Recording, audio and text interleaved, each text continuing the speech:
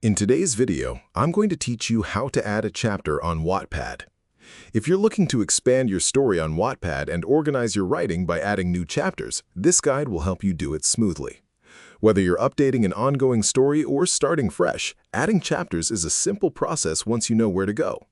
This walkthrough will also help you stay consistent with formatting and make your reading experience more organized as a writer on the platform. To begin, open Wattpad on your browser or app and make sure you're signed in to your account.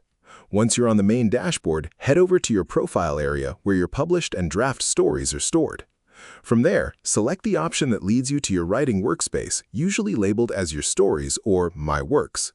It is important to ensure you are logged into the correct account so that all changes are saved to the right story library and not lost in drafts.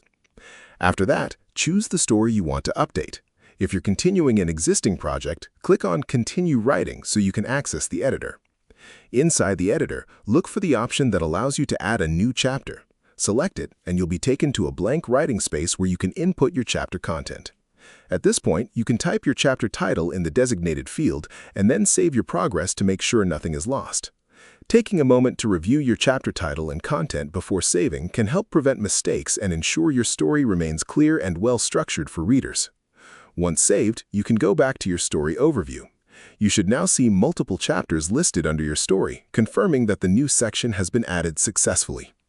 If you want to add another chapter, simply repeat the same process by creating a new entry within the same story and giving it a new title before saving again. This method also helps you keep track of your writing progress, especially if you are working on a longer story with multiple sections over time. With these steps, you can keep building your Wattpad story chapter by chapter in an organized way, making it easier for your readers to follow along and enjoy your work. Staying organized will make your writing journey more enjoyable and professional. If you found this video helpful, let me know in the comments, give it a like, subscribe to the channel, and don't forget to hit the notification bell.